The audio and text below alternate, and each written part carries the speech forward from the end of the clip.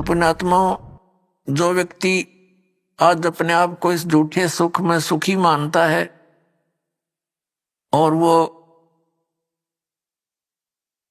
इन आपदाओं के आने से पहले ही परमात्मा के चरणों में लग जाता है, भक्ति करता है, तो उसके ऊपर आने वाले कर्म के कष्ट नहीं आएंगे। और जो इस झूठे सुख में मस्त है, पुण्यात्माओं, प्रत्येक प्राणी का प्रारब्ध बनाया जाता है। प्रारब्ध बोलते हैं हमारे पुण्य और पाप, वह भगवान के दरबार में संचित हैं, डिपॉजिट है बैंक में। तो उनमें से जब हमारा मनुष्य जीवन आता है, एवरेज रेशो में पुण्यों के हिसाब से पुण्य निकाल लिए जाते हैं और पापों के हिसाब से पाप, दोनों का मिश्रण करके आपको एक मनुष्य शरीर मिलता है। जिनके पुण्य अधिक संचित हैं उनकी पुण्य की रेशो जीवन में ज्यादा होती है, लेकिन पापों का समावेश भी अवश्य होता है। तो जब तक पुण्य चलते हैं तब तक तो ये सोचता है कि मेरे ऊपर कुछ नहीं होने वाला, और जब पापों का दौर शुरू होता है फिर ये भटकता है, रोता है बुरी तरह टक्कर मार मार के, फिर परमात्मा को याद करता है। उसमें परमात्मा उस विषय में कहते हैं, अच्छे दिन पाछे गए गुरु से किया ना हेत, अब पछतावा क्या करे चिड़िया चुगेगी खेत। फिर परमात्मा दयालु है, कहते हैं पीछे गई सो जान दे, ले रहती को राख, उल्टी ला चढ़ाइयो करो अपूठी चाक। अब दयालु क्या बताते हैं कि अच्छे दिन पीछे गए, सतगुरु की तलाश की नहीं, और अब क्या पछतावा करे, समय रहते अपने खेत की रखवाल करी नहीं, खेत को चिड़ियों ने खा लिया। फिर परमात्मा कहते हैं कि चेत सके तो चेत ले, आधा पदा उभार, कि जो थोड़ा बहुत बचा है तेरा अब इसको संभाल ले, इसको उभार ले, अब भी बात बन जाएगी। अब क्या बताते हैं परमात्मा, जैसे कुछ बुजुर्ग लोग हैं, वृद्ध हो गए बेचारे, ये तत्व ज्ञान ना मिलने से, अध्यात्म ज्ञान ना मिलने से अपने को जो ट्रेनिंग मिलती है परिवार से, रिश्तेदारी से, कुटुंब कबीले तक, समाज से, वो केवल यही मिलती है, भाई अपना करके खा ले और लेकर दे दे। ये तो एक नेक पुरुष का कर्तव्य बनता है, ये तो फर्ज होना ही चाहिए। लेकिन इसके साथ साथ हमने भविष्य का जो करना था, वो परमात्मा की साधना, धर्म पुण्य करने थे, वो ज्ञान के बिना वंचित रह गए। और वो ज्ञान मिले सतगुरु और संत से, तो परमात्मा कहते हैं आखिर तुझको कौन कहेगा गुरु बिन आत्म ज्ञान। ठीक है, समाज संसार में रहने की विधि तो आपको समाज के लोग बता ही रहे हैं, लेकिन आत्म कल्याण का जो मार्ग है वो संत ही बताया करते हैं। और संतों तक आप पहुंच नहीं पाते, क्योंकि आप उसी ऐसे समाज में ग्रप हो गए और उन्हीं विचारों से आप संतुष्ट हो गए कि इतना ही काम है। जब सत्संग में आएंगे पता चलेगा कि मनुष्य का और भी एक आवश्यक काम है जो हमने प्रारंभ नहीं किया। दास पहले गांव गांव में जाते थे, सत्संग करता था।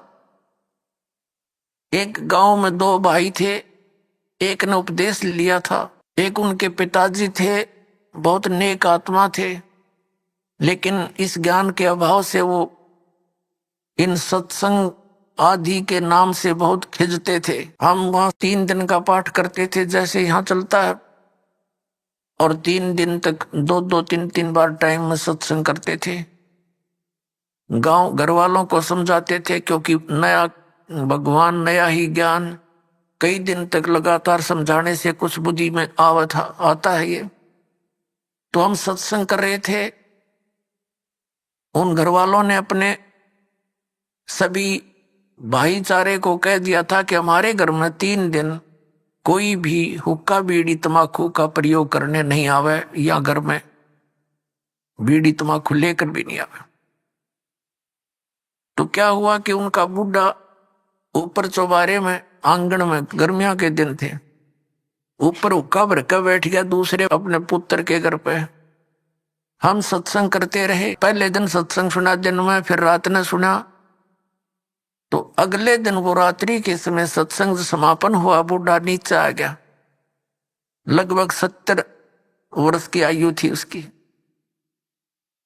अब वो आके हमारे पास बैठ गया जमीन पे, और उसकी पुत्र वधू ये सोच रही थी बूढ़ा पता नहीं क्या बोल लगा महाराज जी को, पता नहीं क्या कह देगा यो, क्योंकि इनने कभी ये काम देखे नहीं, और पता नहीं क्यों आ गया यो तो बहुत चिढ़ा करता है इन बातों से। वो बैठ के और आंखों में पानी भराया, रोने लग गया।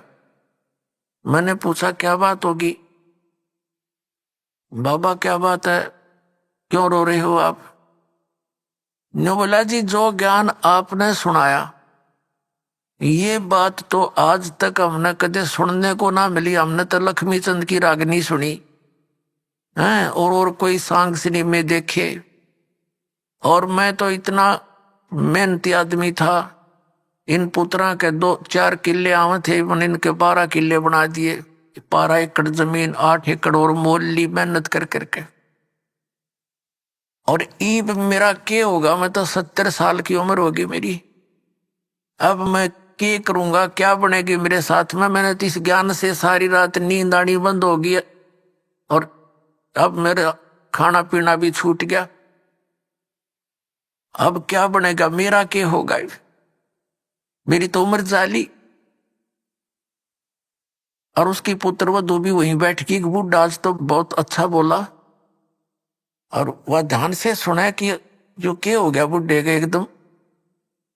नो बोला जी क्या मेरा भी कुछ हो सकता है? मैंने कहा देखो विश्वास करो, अब जैसे कुएं होते थे पहले बहुत गहरे, और उनमें 100-150 फुट नीचा जल होता था, उसको निकालने के लिए एक लंबी निज्जू हुआ करती रस्सी, बहुत मोटा, इतना मोटा रस्सा, और 150-200 फुट लंबा, और उसके बाल्टी बांध दी जाती थी, और वो बाल्टी से पानी निकालते थे तो 100 फुट दूर तक खींच के ले जाते थे 2-3 जने, और फिर बाल्टी से जल निकल आता था। तो मैंने कहा कि जैसे कुएं में बाल्टी जा रही हो और निज्जू हाथ से छूट गई रस्सी, और वो तो जा रही है, और भाग दौड़ के और उसको पकड़ने की चेष्टा कर ली जा, और वो हाथ में आ जा लास्ट की 6 इंच भी ठहगी, लास्ट की गिरते गिरते अगर 6 इंच भी बची हो और हाथ में पकड़ी जावे तो क्या हो, वह बाल्टी भी बाहर आ जा और पानी भी साथ आवे, जल भी भरा होगा और बाल्टी भी मिल गई, कुछ भी ना गया। अरनू का जान देव तो जाए ली, तो वो तो जा ही रही है, फिर तो पड़ गए कुएं में, हाथ से छूट गया मनुष्य जीवन। मनुष्य जीवन के अंतिम सांस में भी ये सत भक्ति आपको मिलेगी, आपको मनुष्य जीवन मिलेगा, ये गारंटीड बात है।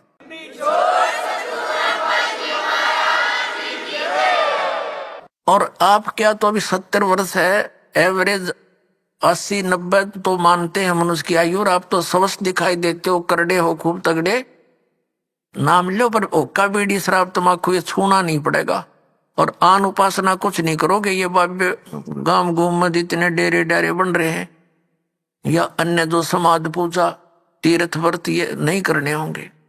ने बोला जी मैं तो कुछ नहीं करूं, मेरा पीछा छूटे क्यों करे, और कर करा लिया हमने, सारी उम्र डले डोलिए, मुझे दीक्षा दे दो। उसकी पुत्र वधू कहने लगी दादा ओके बहुत पीवा है तू, नाम लेकर हुक्का नहीं पीना। न बोला तो देखिए तो एक बार, मन तो पता ही ना था इस बात का, आग लग गई सोके गए, फूकना मैंने मेरा गधा बनूंगा, कुत्ता बनू, ब्रांड मट्टी होगी। और संता के वचन है ये झूठे नहीं हुआ कर दे बेटी, तो पुण्यात्मा देखकर भाग जाएंगे बुढ़ापे में। नाम ले लिया उस भक्त ने और 10-15 वर्ष जिया और आराम तो अपना मृत्यु को प्राप्त हुआ और मोक्ष हो गया। कहते हैं जीना तो थोड़ा ही भला जब सत सुमरण हो और लाख वर्ष का जीवना लेखे धरे नहीं कोई। अपने आत्मा जैसे बालक भक्ति पर लगता है, बहुत अच्छी बात है, लेकिन इस ज्ञान से परिचित बूढ़ा तो सिर धड़कीबाजी ला देगा।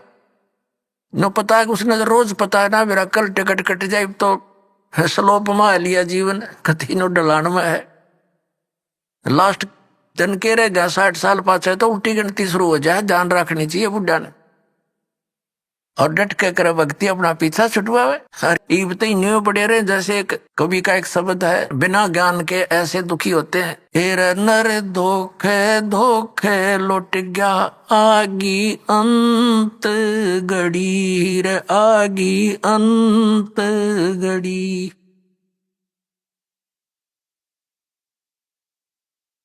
हेर नर धोखे धोखे लुट गया आगी अंत घड़ी रे आगी अंत घड़ी।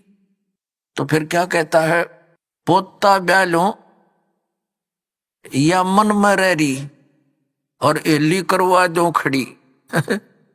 टिकट कटन हो रही है और ये आस्था लाए बैठा है कि भगवान एक पोता और ब्याह जा फिर बेशक मर जाऊं और फिर नो कहे एक छोरे किया एक और मकान बन जा बस फिर क्या कहने बेशक मर जाऊं। बता, इस प्रकार की आस्थाएं अज्ञानता से वृद्ध अवस्था में ये ज्यादा बढ़ जाती है और जब ज्ञान हो जाएगा तब अपना माला लेके और बैठ जा कुण में, ना ताश खेले ना होके पाड़े ना गप्पे मारे, दिन रात एक करके अपना भक्ति करा के पीछा छुड़वावे। तो इस प्रकार पुण्यात्माओं परमात्मा कहते हैं पाछे गई सो जान दे और ले रहे तीन राख उल्टी ला चढ़ाइयो करो अपोटी चाक।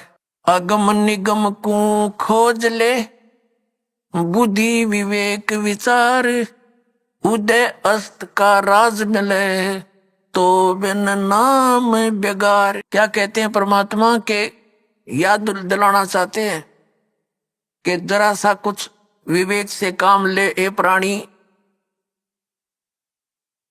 अगम निगम को खोज ले और बुद्धि विवेक विचार उदय अस्त का राज मिले तो बिन नाम बेगार।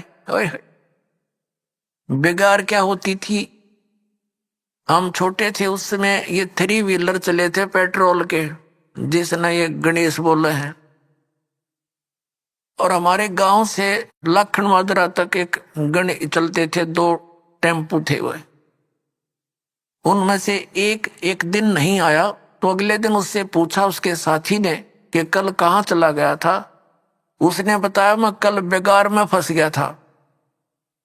बेगार क्या होती थी? पहले इन पुलिस वालों के पास गाड़ी गुड़ी तो होती नहीं थी और किसी को पकड़ लेते थे, ऐसे को भाड़ा करने वाले को कहीं रेड लगानी होती, कोई चोर उचक्का पकड़ना होता तो उसने पकड़ ले जाते, सारा दिन उसकी रेल बनाए रखते, वो तेल भी अपने दोहरे डालता और सारा दिन इधर चल उधर चल, सुबह पकड़ लेते रात के 12 बजे छोड़ते, 1 मिनट का चैन नहीं और खर्चा करते हैं। तो वो बता रहा था कि कल बेगार में फंस गया, 200 रुपये का खर्चा हो गया। उसमें तेल बहुत सस्ता था, पेट्रोल भी 1-1.5 रुपया 100 रुपये लीटर था और उस दिन की दिहाड़ी की 200 रुपये का खर्च तेल पानी में लग गया। सारा दिन धक्के खाता। इंडिया ने बोला 1 बजे छोड़ा, सुबह ले गए थे पकड़ के रात के 1 बजे। तो वो बेगार होती है। सारा दिन तो पूरा उसको 1 मिनट की पल नहीं, पल का भी चैन नहीं, कहीं रुकावट नहीं, सारा दिन वो ऐसा स्पीड खींचे दिखे और घर पे खर्चा करके दिहाड़ी भी लुटवा के और रात न पड़ा आके, तो अपने तो पल्ले तो खर्चा करया और 1 मिनट की चैन नहीं, सारा दिन पहिया चला। वह बेगार कहलाती थी कि अपने चलता दिखे जैसे बहुत स्पीड तक को घनी सवारी करके आता होगा यू और फंस रहा था बेगार के। तो परमात्मा याद दिलाते हैं कि जो परमात्मा की भक्ति नहीं करते वो चाहे पूरी पृथ्वी का राजा है, आपने नो दिखा है कि तो बड़े आगे पाछे इसका है सलूट मारनी है और बड़े जय जयकार हो रही है।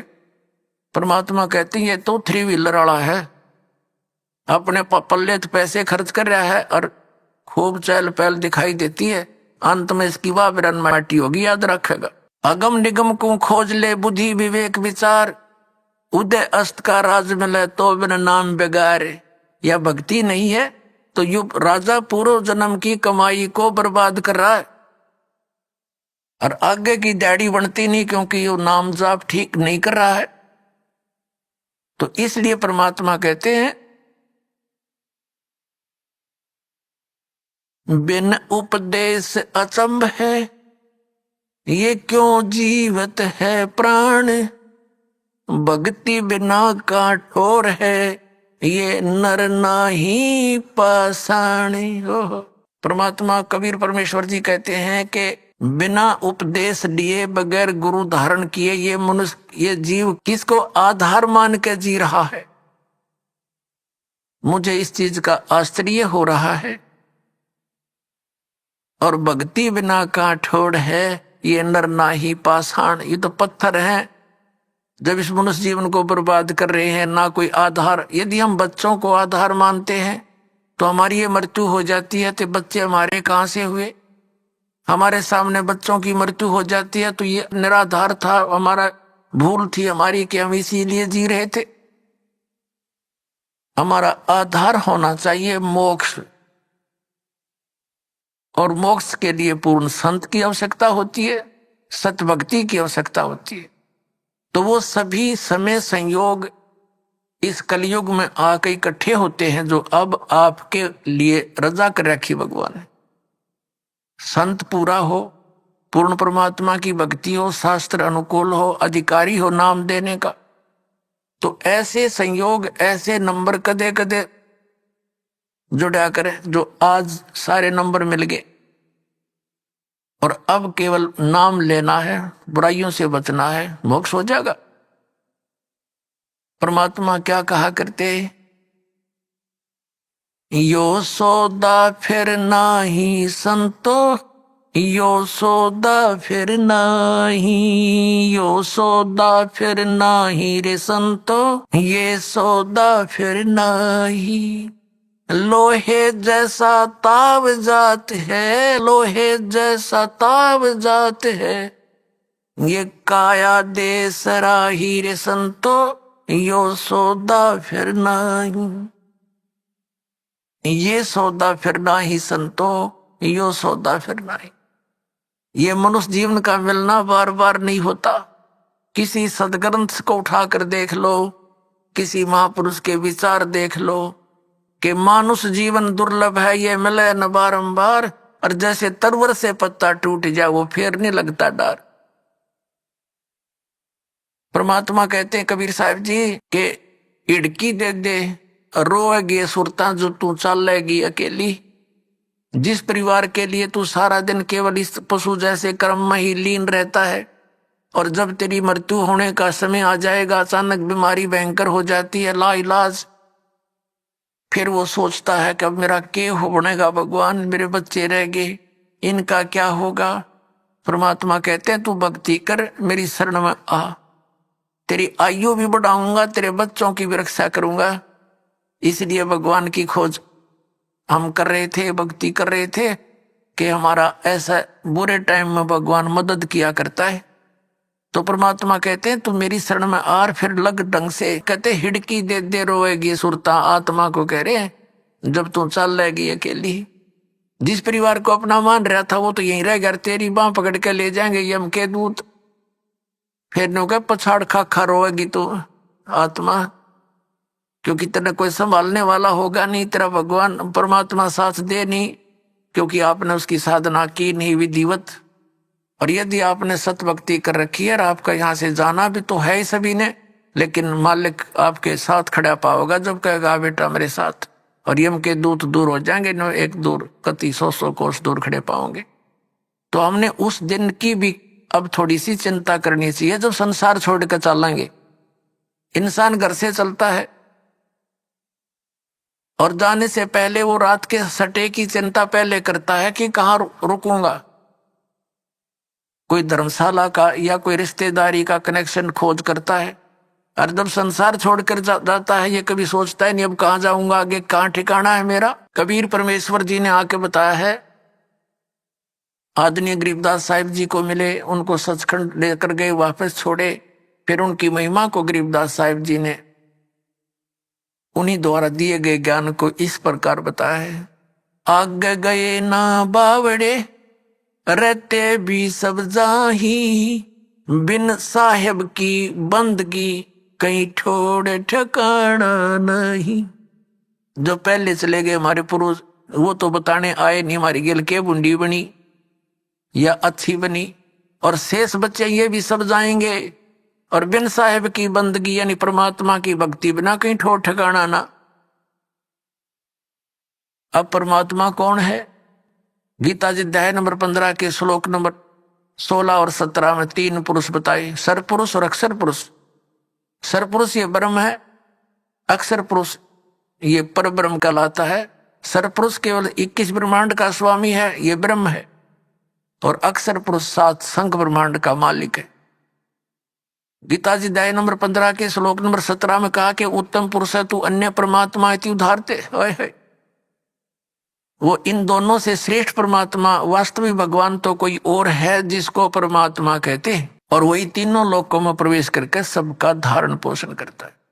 अपने आत्मा हमने अब परमात्मा की भक्ति बिना, अब हमारा परमात्मा हमारा साहिब कौन है? कबीर साहिब है, वो परम अक्षर ब्रह्म है, उसका कभी विनाश नहीं होता। उसकी साधना करने वाले प्राणी फिर लौटकर कभी संसार में जन्म मृत्यु में नहीं आते।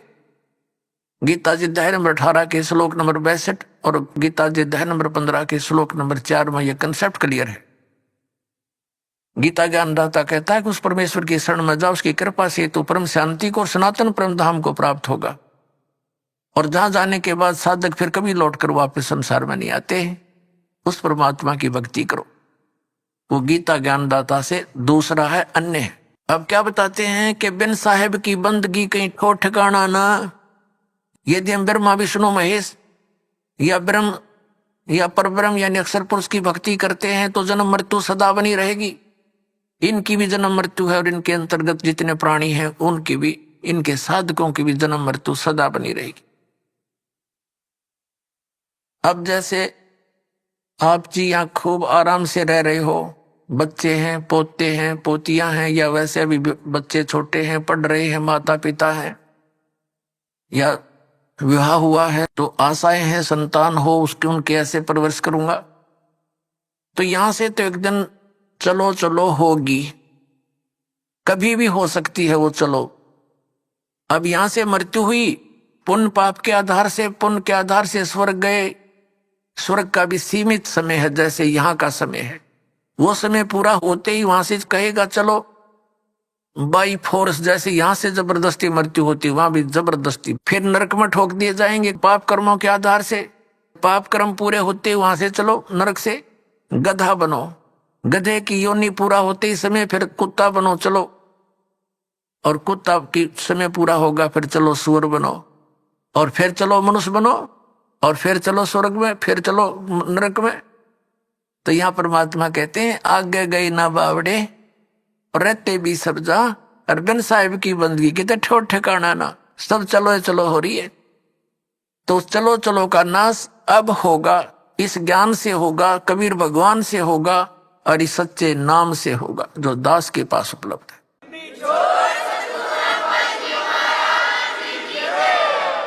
और इसका एक बेनिफिट और होगा हमें कि हमारे इस जीवन में हमारे परिवार की आपदाएं भी टलेंगी। आपकी आयु शेष नहीं है, आपकी आयु बढ़ाएगा ये वो भगवान है जो उम्र भी बढ़ा देता है।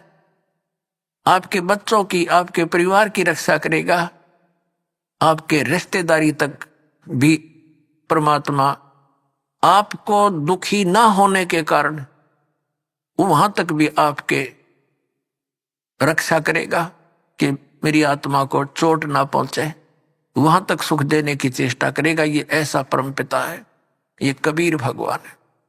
अब प्रसंग चल रहा है ये सौदा फिर ना ही संतो यो सौदा फिर ना ही, लोहे जैसा ताव जात है काया देश राही। तीन लोक और भवन चतुर्दश सब जग सौदे आही, और दुगने तिगने किए चौगने किन्हु मूल गवाही। ओए ये मनुष्य शरीर ऐसा जानो जैसे कारीगर होते हैं। जैसे हम किसान परिवार में जन्म था दास का, घर वाले कह देते थे कि जाओ ये हल की जो फाली है इसको नुकीली बनवा के लानी है, लोहार के ले जा। लोहार के ले जाते थे, वो भट्ठी में दे देता था उसको और एरण एरण को घुमाता था। जब वो बिल्कुल लाल हो जाती थी फाड़ी, कुछ जो हल में लोहे की वह डंडा सा इतना लंबा, और वो जब कति गर्म हो जाती थी तब तुरंत निकाल कर और एरण पे धर देता था और कहता था घण लगाओ, जोर जोर से मारो ना ठंडी हो जाएगी फिर कोई फायदा नहीं। तो तुरंत यानी गर्म लोहे पर तुरंत चोट मार के उसको बिल्कुल नुकीली बनाकर और दे देता था। ऐसे ही गर्म लोहे पर चोट लगाकर ये लोहार लोग कारीगर जैसे ये पेचकस वगैरह वो जो भी पलटा चम्मच ये बनाते थे। तो जब गर्म है, गर्म गर्म पर चोट लगा दी, लोहे के साताव है ये, तो वो तुरंत उसका जो बनाना चाहते वो बन जाता है। जरा सा ठंडा हो जाए तो बेशक उस पर थोड़े मारे जाओ, उसका कोई यूज नहीं, बांगा टेढ़ा बन जाएगा। तो इसी प्रकार परमात्मा ने बताया कि ये आपका मनुष्य शरीर जब तक है ये लोहा गर्म है आपका, और इस गर्म लोहे पर चोट मार गए तो कुछ बन जाएगा नहीं। ये लोहा ठंडा हो गया, मृत्यु होगी, फिर तबांगे टेढ़े मुंह हो जाएंगे कुत्ते गधे सुअर के, वह वस्तु नहीं बनेगी जिसके लिए गर्म लोहा कर रखा था। ये लोहे जैसा ताव जात है और काया देश राही। ये मनुष्य जीवन आपका बर्बाद हो रहा है, इसको संभाल ले। फिर क्या बताया है कि तीन लोक और भवन चतुर्दश ये सब जग सौदे आही, और दुगने तिगने किए चौगने किन्हु मूल गवाही। पुण्यात्माओं, जैसे कोई बिजनेसमैन 10-5 लाख रुपए लेकर के दूसरे शहर में जाता है, वो उस मूल धन है उसका वो 5 लाख रुपए, वहां जाकर किसी धर्मशाला में या होटल में कोई कमरा किराए पर लेता है। उसने वहां जाकर के उस मूल धन को दुगना तिगना चौगुना बनाने के लिए बिजनेस करना चाहिए, जो उद्देश्य लेकर वो गया है। तो जो उससे वो लाभ उठाता है, सौदा करता है, बेचता है, करता है, तो दुगने तिगने बना रहा है। और यदि कोई उस मूल धन को, उस मूल धन से ही गुटी लगा रहा, शराब पीता है, होटल का किराया भी दे रहा है और गुटी लावर खावे, अच्छा मालस हो जावे, तो वो अपने मूल का नाश कर रहा है, मूल धन को बर्बाद कर रहा है। तो जो उद्देश्य लेकर गया था 5 लाख रुपए के, उसने 15 लाख बना लिए, तो वो हो गया सफल। और जिसने मूल धन का भी नाश कर दिया वो हो गया असफल, और वो बन गया कर्जवान और मजदूर। जैसे किसी से कर्ज लेकर जाते थे पहले पुराने समय में, वो क्या करते थे, कोई गरीब व्यक्ति उसका कर्ज वापस नहीं दे सकता था ऋण, तो उसको मजदूर लगा लिया करते थे कि मेरी मजदूरी कर, पूरे कर। तो परमात्मा कहते हैं ये मनुष्य जीवन आपको श्वास की पूंजी मूल धन मिला हुआ है।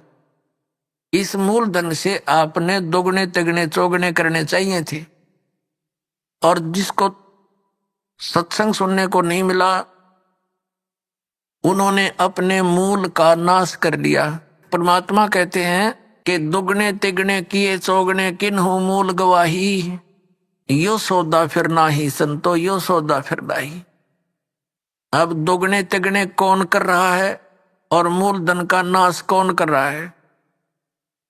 दुगने तिगने वो कर रहे हैं प्राणी जो सत्संग को समझकर परमात्मा का उपदेश ले लेते हैं, भक्ति करते हैं, दान करते हैं, सेवा करते हैं, परमात्मा की भक्ति करते हैं।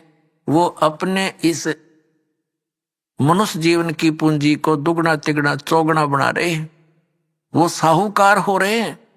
और जो इस मनुष्य जीवन के अंदर अपना केवल अपने निर्वाह तक सीमित हैं, घुट्टी लाई सो गए, सिनेमा देखा, ताश खेले हैं और बकवादा में बड़े रहे, सिनेमा देखा, तो वो अपने मूल धन का नाश कर रहे। उसके बाद फिर परमात्मा क्या बताते हैं, जो भक्ति नहीं करते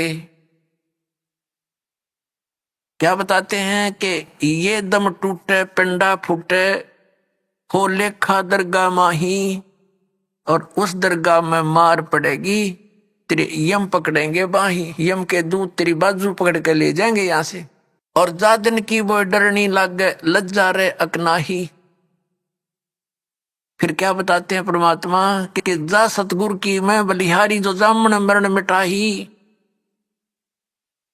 अब गरीबदास साहिब जी कहते हैं कि उस सतगुरु के ऊपर मैं बलिहारी जाऊं, जो जन्म और मरण के इस महान कष्ट से छुटकारा दिलवा दे। तो पुण्यात्माओं, जन्म और मरण के रोग से छुटकारा कौन दिला सकता है? कबीर परमात्मा। और कबीर परमात्मा का रिप्रेजेंटेटिव यानी उसके द्वारा उसका कृपा पात्र, उसकी भक्ति साधना बनाने वाला, बताने वाला संत जो साधना देगा, उस साधना उस भक्ति के कारण वो परम पिता परमात्मा कबीर साहिब आपकी जन्म और मृत्यु का ये नाश कर देगा। तो ना तो विष्णु जी की साधना से हमारा जन्म मृत्यु नाश हो सकता, जन्म मरण, क्योंकि ये स्वयं नाशवान है, ना शंकर भगवान की भक्ति से, ना दुर्गा की भक्ति से, ना ब्रह्म की भक्ति से। गीता ज्ञानदाता ये ब्रह्म है, श्री कृष्ण में प्रवेश करके बोलता है, ये खुद कहता है दूसरे अध्याय के 12वें श्लोक में, चौथे अध्याय के 5 और 9 श्लोक में गीता जी में, अध्याय नंबर 10 के श्लोक नंबर 2 में गीता जी। ये गीता ज्ञानदाता कहता है अर्जुन तेरे और मेरे बहुत जन्म हो चुके, तू नहीं जानता मैं जानता हूं। तो इसकी भक्ति करने वाला जन्म मरण से कैसे छूट सकता है? ये खुद जन्म मरण में गीता जी अध्याय नंबर 15 के श्लोक नंबर 16 और 17 में स्पष्ट किया है कि 2 पुरुष हैं, सर पुरुष और अक्षर पुरुष। अक्षर पुरुष ये 7 संघ ब्रह्मांड का स्वामी है, और परम अक्षर पुरुष जो 17वें श्लोक में कहा 15वें अध्याय के उत्तम पुरुष है तो अन्य, और 8वें अध्याय के 3रे श्लोक में कहा कि वो परम अक्षर ब्रह्म है, गीता ज्ञानदाता कहता है। तो उसकी भक्ति से जन्म और मरण का रोग नाश होगा। वो असंख्य ब्रह्मांड का स्वामी है, सबका मालिक है, वो सरपुरुष पर भी प्रभु है और अक्षर पुरुष पर भी वही मालिक है, और अनंत उसके अतिरिक्त जितने भी ब्रह्मांड हैं सबका वो ओवरऑल कंट्रोलर है। तो वो अविनाशी है। तो अविनाशी की भक्ति करने से ये अविनाशी हो सकते हैं, क्योंकि उसके लोक में जाएंगे, जिसकी भक्ति करेंगे उसी को प्राप्त होंगे। तो वहां जाकर के जन्म मरण मिटेगा।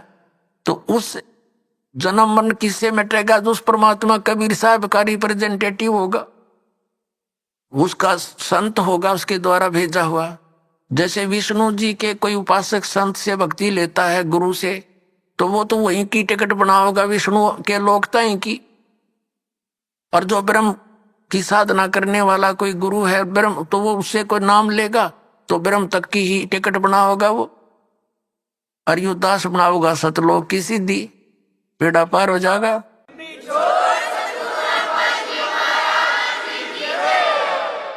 अब फिर क्या बात याद दिलाते परमात्मा, जा सतगुरु की मैं बलिहारी, जो जामन मरण मिटाही।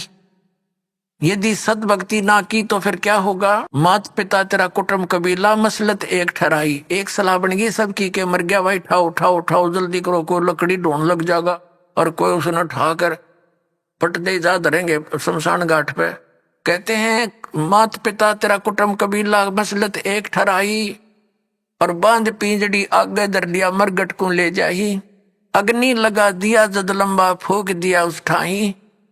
अब कर दिया काम, वो शरीर नाश तो करना ही था ना, तो उसमें कीड़े चल जा, ये तो ऐसा शरीर है। इस मिट्टी से हमने सोना बनाना था भक्ति करके, और केवल ये पशु पक्षियों जैसे कर्म किए इस मनुष्य शरीर से हमने नाश कर दिया इस भक्ति का, इस मूलधन का। और फिर आगे के बनेगी जो भक्ति नहीं करके जाते, उसकी आगे कितनी लंबी कहानी बताई है।